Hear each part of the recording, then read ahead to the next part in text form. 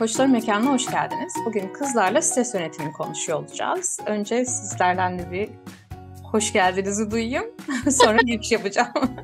Herkes hoş Herkes geldi. hoş geldi. Aynı anda söyledik. Ne güzel. Herkes hoş gelmiş. Şimdi geçtiğimiz günlerde bayağı herkesin hissettiği, yani onu müşterilerimizde de, çevremizde de, kendimizde de gördüğümüz birçok stresli anların içine girdik çıktık. Ne oldu bilmiyoruz. Haberimiz yok. Ama aslında hayatın genelinde de birçok stresli durum yaşıyoruz ve programlarımızın birçoğunda da hani hep bahsettik. Stres nedir? Stres olduğumuzu nasıl anlarız gibi. Ama stres yönetimine çok değindiğimizi ya da böyle spesifik olarak konuştuğumuzu hatırlamıyorum. O yüzden bugün özellikle stres yönetimi üzerine konuşalım istiyorum. Ne dersiniz? Evet, gayet güzel. Ama bir giriş yaparız belki kısaca strese. Bir tekrara girmiş olması açısından Evet. sonra yönetimi kısmına bakarız. Mekanizmasını da az çok anlatabiliriz aslında. Nasıl işlediğini onlardan da bahsedebiliriz. Aslında şöyle, burada hani en çok verilen örnekler genel olarak hani biyolojik olarak ilk hayvanlar üzerinden verilir ya. Çünkü hayvanların ve insanların aslında stres mekanizması aynı işliyor. Yani savaş, kaç, don. Ve beyinsel olarak da aynı işliyor enteresan bir şekilde. Yani mesela beynin bilinçli merkezleri işte amigdalaya, işte beynin şimdi çok detaylı girmeyeyim, amigdalaya sinyali gönderiyor. Diyor ki sıkıntılı bir durum var. Hayvanda da böyle, insanda da böyle. Limbik sistemden çıkıyor aslında. Hani ilk hayvan beyni dediğimiz bu ense kökümüzdeki limbik sistemden o sinyaller amigdala vasıtasıyla verilmiş oluyor bedene. Evet. Ondan sonra işte bu bir şekilde hipotalamusu uyarıyor. İşte o diyor ki hadi bakalım işte böbrek üstü bezlerine kadar iniyor. Kortizol, o meşhur stres hormonu salgılıyor. Şimdi kortizol vücutta salgılanmaya başlıyor. Tabii ki şimdi stresin eser miktarda her zaman faydası da vardır. Hani bunu da biliyoruz. Çünkü sabah uyanmamız için bile kortizola ihtiyacımız var nihayetinde. Fakat şimdi mesela hayvanda bu sistem şöyle işliyor. Hayvanda evet işte o sıkıntılı anda, o problemli anda işte onu bir işte atıyorum aslan kovalıyorsa o klasik örnekteki olduğu gibi bu çok işe yarıyor. Yani savaş, kaç, don. Kaçabiliyor. Bu stres mekanizması onda tıkır tıkır işliyor. Ve daha sonrasında tehlike geçtiği anda işte atıyorum bir ceylan şunu demiyor ya, burası çok sıkıntılı bir bölge. Buradan ben acaba taşınsam mı, başka bir yere mi yerleşsem?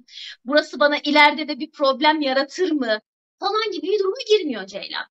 Ama işte insanın o gelişmiş beyni, aslında belki bize mucizevi olarak verilmiş o gelişmiş beyin bizi bu anlamda biraz sıkıntıya sokuyor. Fiziksel olarak da, bedensel olarak da.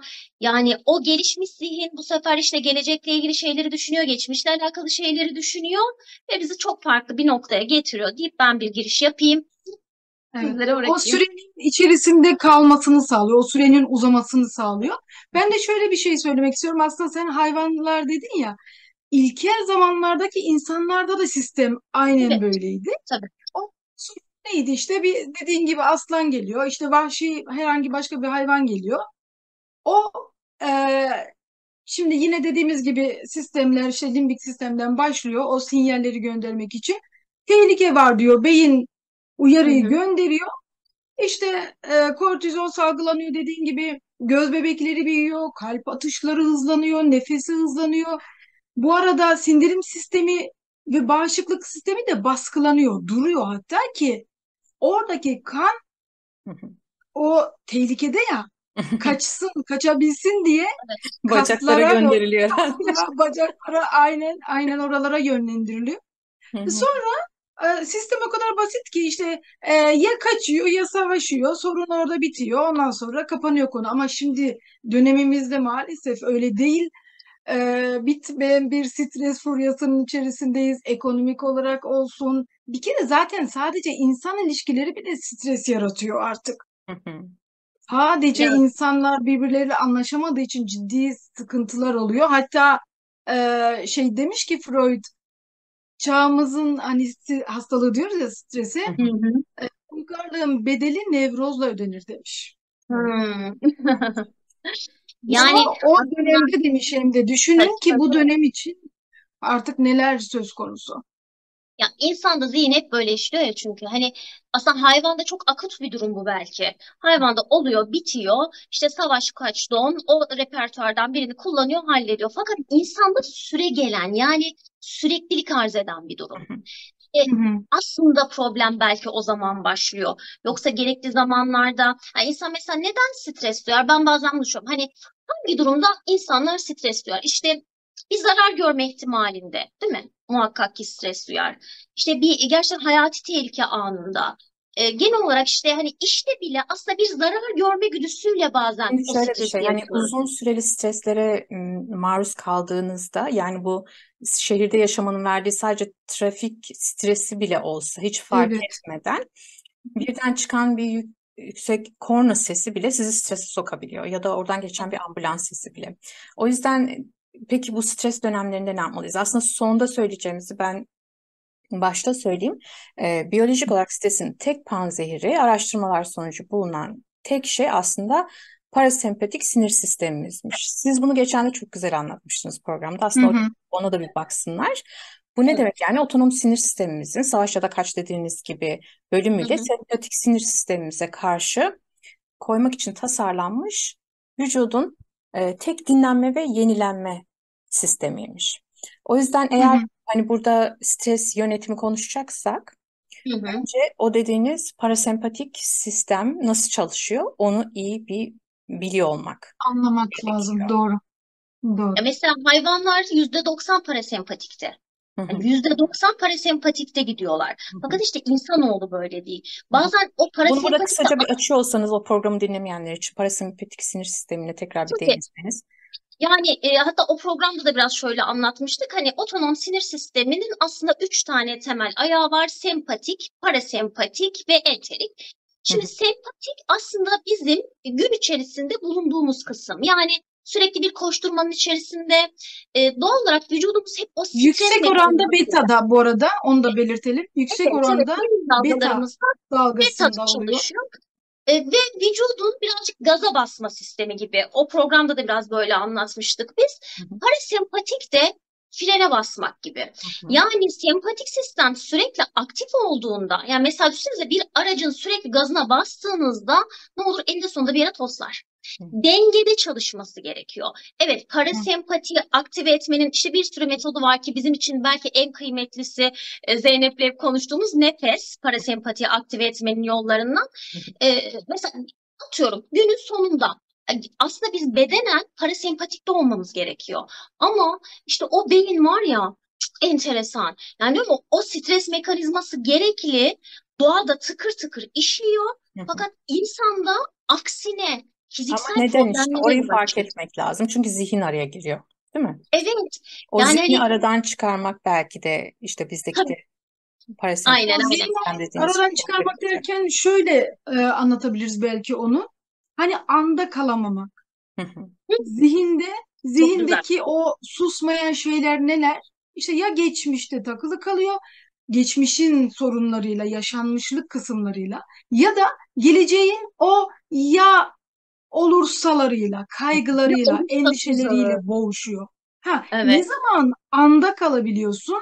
O zaman işte o beta dalgasından çıkıp alfaya doğru kayıyorsun. Alfa derken dediğimiz o parasempatik kısma geçmiş oluyorsun. O rahatlamış kısma geçmiş oluyorsun. Bunun da işte bir sürü sürekli anlattığımız yol yöntemi tabii ki var. hı hı. Hangisini yapabiliyorlarsa işte yoga ile Ama oluyor, önce ne meditasyon aslında oluyor. ilk adım? Aslında ilk adım mesela o dediğiniz nefes olsun ya da bir sürü yol yöntemin de başlamasının ilk şartı ne aslında? İnsanın onu fark etmesi yani. Ben bir Fark stres etmesi. yaşıyorumu Tabii fark ki, edecek ve tabii ona göre ki, o araçları kullanacak. Ama tabii birçok ki. insan e, stres anında stresi fark etmiyor ve araştırmalar şunu gösteriyor. Siz stres istediğiniz kadar çok büyük bir stres olsun. Ne kadar kısa sürede ona bir antidot oluşturuyor ve ona karşı bir tepki Evet. Hı. geliştiriyorsanız, yani bu tepkimiz bizim tepkisizlik diyebiliriz. O kadar daha az vücudunuzda işte biyolojik ya da bedensel Zarar görüyor. Evet. yara. Bahsettiğimiz oluşan şeylerin oluşmaması gibi. Aynen. Ya, Bunu en bir şey, kısa zamanda fark etmek çok kıymetli. İşte bir de o yüzden biz pardon canım, yok yok, o devam, yüzden ben birine bir katkıda yapacağım çünkü, buyur lütfen. Tamam. Hani nefesi özellikle sürekli yavaşlatın, nefesinizin Hı. farkında olun derken zaten nefesi yavaşlattığında o kadar çok şey böyle tıkır tıkır işlemeye başlıyor ki o bahsettiğim farkındalık olayı o da devreye giriyor zaten. Hı. Çünkü niye? O az önceki stresle beraber yükselen kalp atışı, e, o bahsettiğimiz hormonların salgılanması falan o yavaş nefesimizle düzene girmeye başlıyor. O zaman ha ne oluyor bende, neler oluyor falan diye dönüp kendine bakabilme becerisini kazanıyor. Buradan da dediğin gibi başlıyor. Ondan sonrası artık e, yapılacak çeşitli şeyler var. Ama farkındalık ilk sırada doğru söylüyorsun. Aslında öncelikle stres yaşadığımızı fark edeceğiz ama orada bir şey dedin ya Zeynep, o kısım bana çok Hı şey geldi. hı. Kıymetli geldi, öyle diyeyim. Anda olmak. Bazen Tabii. belki en çok anda olmak stresi yönetilebilir hale getiriyor. Yani şimdi şunu düşünüyorum ya, hani bilmiyorum, aklımızda bazen benim takılıyor. Şimdi bu kadar gelişmiş bir zihin. Geleceği muazzam bir şekilde tasavvur edebiliyor. Geçmişi acayip bir şekilde hatırlayabiliyor. Bizim hayvandan farkımız bu. Çok güzel. Bize eziyet olsun diye verilmiş olmasa gerek. Yani ya bunlar stresten ölsün, geleceği düşünsün, sürekli kaygılansın, işte geçmişle alakalı üzülsün. Bunun için verilmemiş olsa gerek diye düşünüyorum. Yani işte biz buradaki durumu nasıl olumluya evirebiliriz? Yani o geleceği aslında hayal edip Hı hı. gerçekten en güzel şekilde tasarlayıp geçmişten öğrendiklerimizi de o çantamıza koyup anda şu anda ne yapabilirim? Ama şimdi Mesela akut bir durum düşün kendi hayatından ya da ben kendi hayatımdan geçen hafta yaşadığım bir şey. O akut durumda o kadar hani e, işte yetenekleri geliştiren insanlar ancak ana hızlı bir şekilde tabii, gelebiliyor. tabii Değil ki. mi? Bizim için de çok kolay değil bu bazen. Yani böyle çok akut bir anda stres deli gibi tavan yapıyor, Hı hı. kortizol salgılanıyor. Hakikaten Bir bağışıklık hikayeler inanılmaz yazılıyor, düşüyor. şöyle mi olur, böyle mi olur bilmem ne. İşte Tabii ki oralarda anında hızlıca bir kendini sürü, yakalamak çok kıymetli. İşte kesinlikle ama yani orada da bu durumların şeyi faydası biraz daha hızlı geçebilmek. Hı hı. Orada daha az kalabilmek. çok Onu bile kalmayalım sağlasak, belki de. onu bile sağlasak zaten büyük bir kârdayız. Çünkü zaten olmaması imkansız dediğiniz gibi akut, kronik her ne varsa hayatımızda o kadar çok şey var ki. Ama ne Kesin bir yapıyoruz? kanıt yok yani, değil mi? Evet, evet, içinden çıkabiliyoruz. Ama bunu da beslemek için bu arada nefesten bahsettik. Doğru beslenme Hı çok Tabii, büyük etkisi var ki stresin üzerinde. hı. Ee, Stresle savaşmanın üzerinde. Uyku kalitesi çok çok önemli. Düzenli bir uyku bir kere zaten o uyku anındaki salgılanan hormonları kaçırmamış oluyorsun. Eğer diğer tabii. türlü ise onların faydasından yararlanamamış oluyorsun.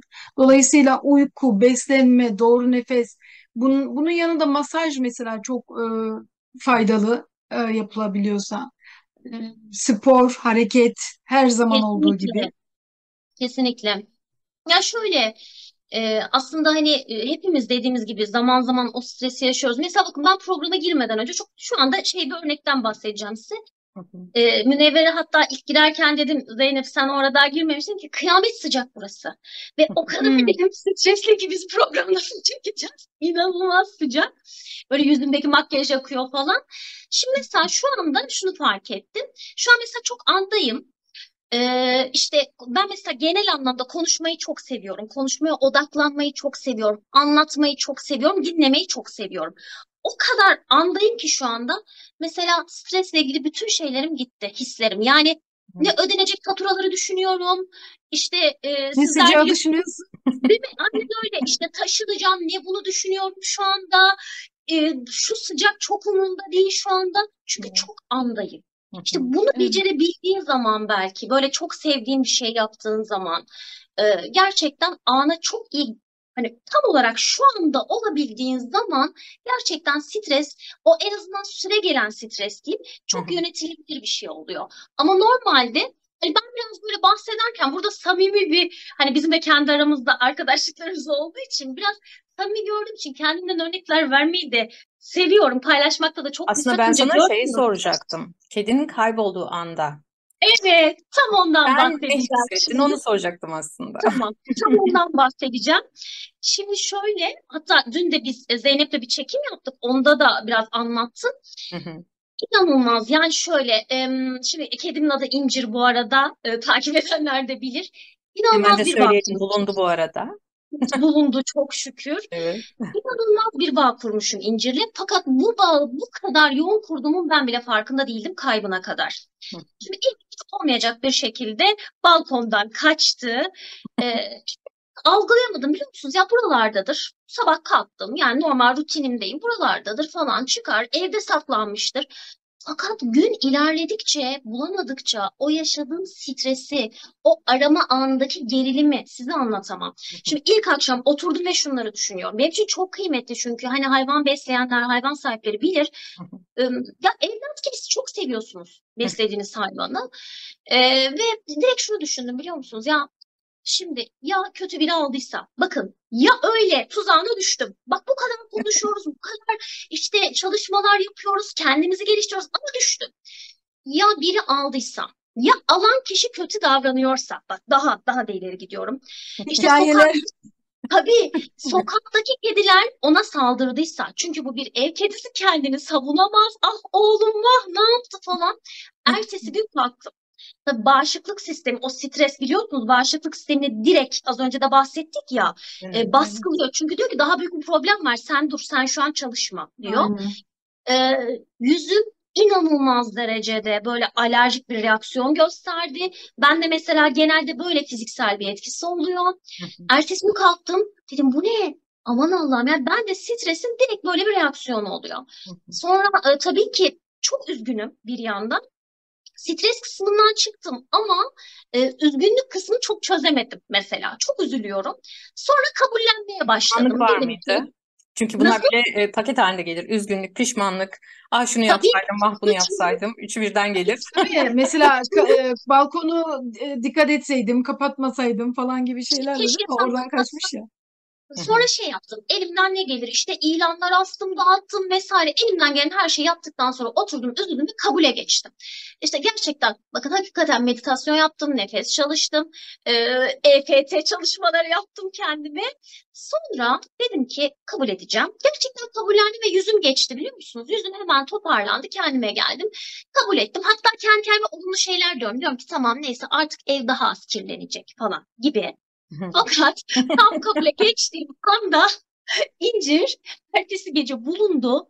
Hani Hı. evde az kirlenecek dedim ya. Karşı binamızdaki bodrumun içine girmiş. Daha büyük bir pasak halinde eve geri döndü. Çok şükür tabii ki. Ya, Yani mesela çok akut bir şeydi. Sizler de biliyorsunuz evet. çok üzücü. Sevindim ben de. Ay, Şimdi evet. Ki geldi aynı bir durumu örnek. ben de yaşadım. Kedim kayboldu ve bulunmuştu. Yani kendisi gelmişti daha doğrusu benim. O yüzden konuştuk Gülden'le. Seni anlıyorum diye ama Ay ya. çabuk işte yani bu süreçlerin farkında olmak. Bak anlatırken mesela şöyle oldu. Hı Evet hı. şöyle yaptım. Ya bu senin dediğin gibi Münevver o farkındalık kısmını en azından başarabilmiş durumdayız. Bu Evet arada evet. da Bir de her en zaman bir çok. dakika sen başlamadan şunu söyleyeyim. Lafını Hı bölmeyeyim hı, çünkü. Ve bütün olaylarda hep derler ya en kötüsünü düşünüyoruz. Yani hiç de en Evet. kötüsü gibi olmuyor. O zaman aslında bunu bir alışkanlık haline getirmek lazım.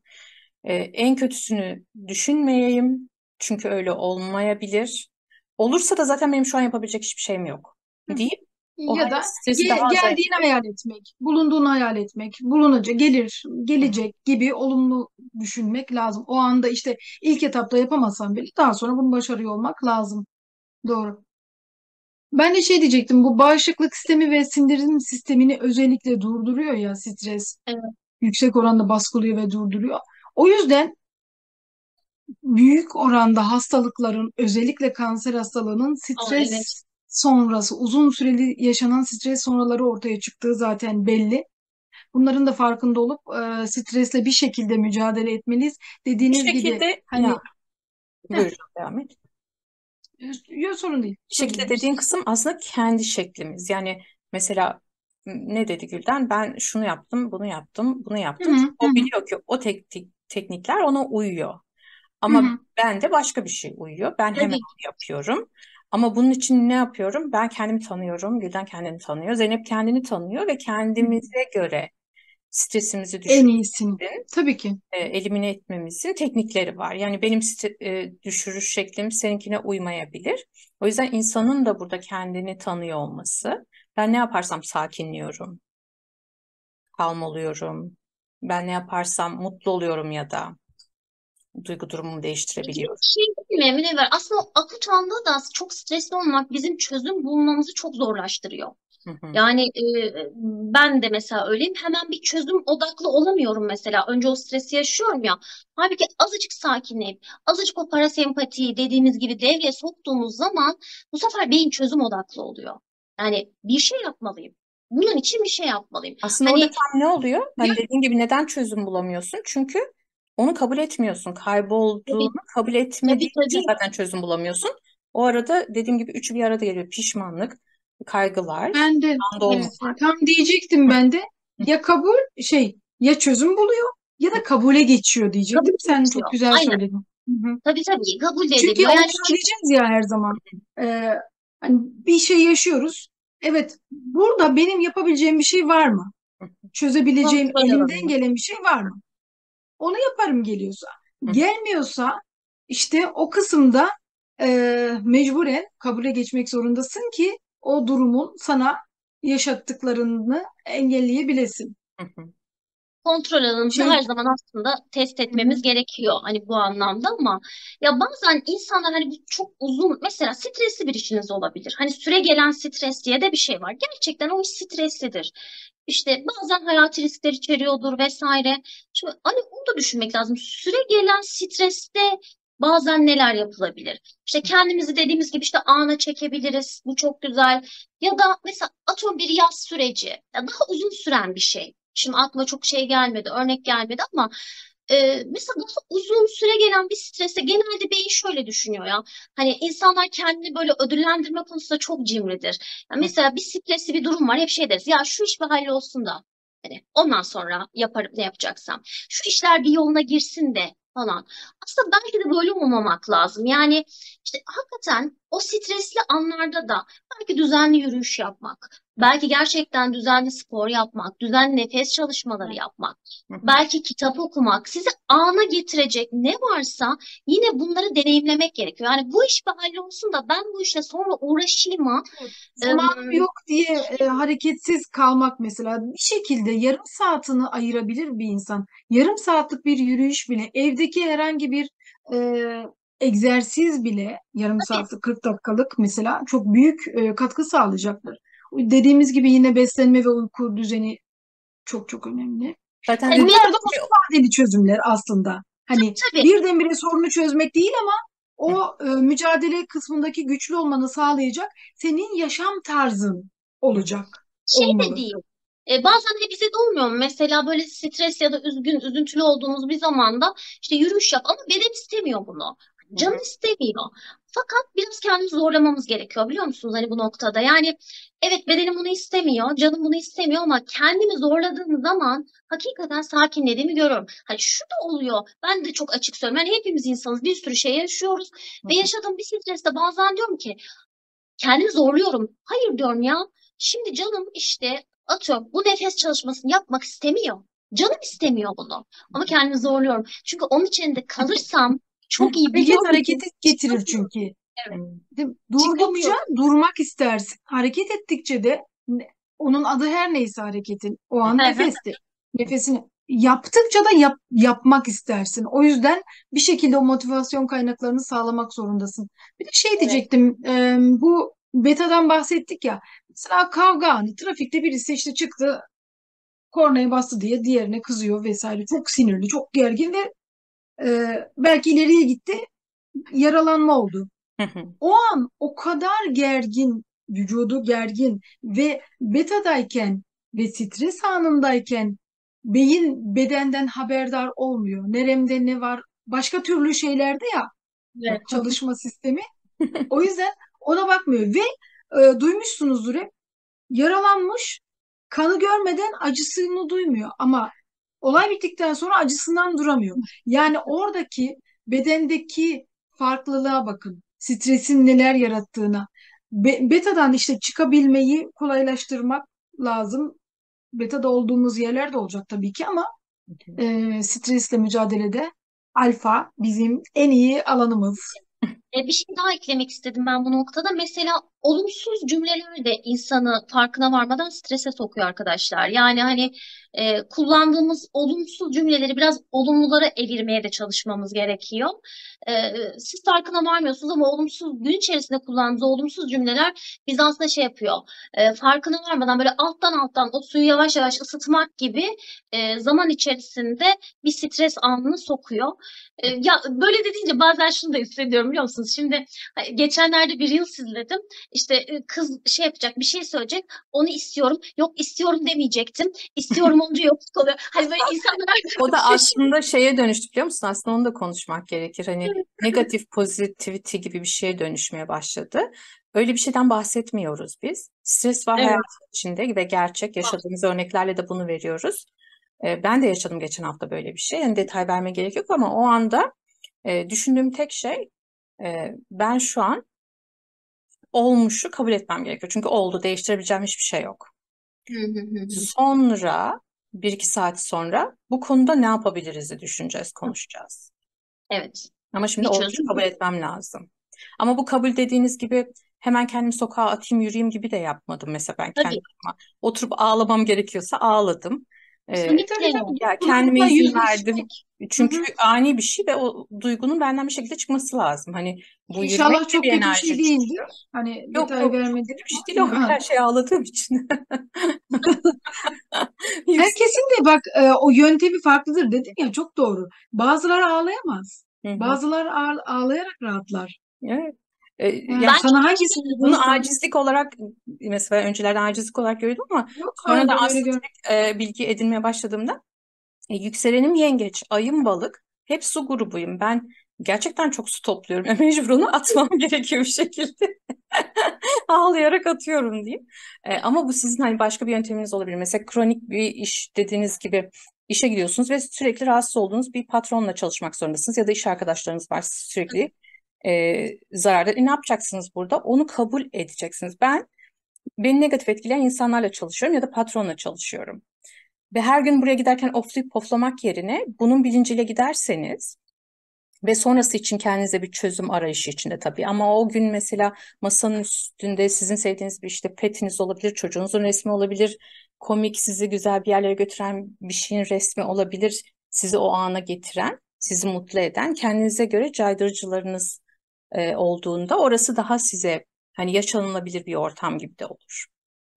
Şu evet. da aklıma geldi sen öyle söyleyince.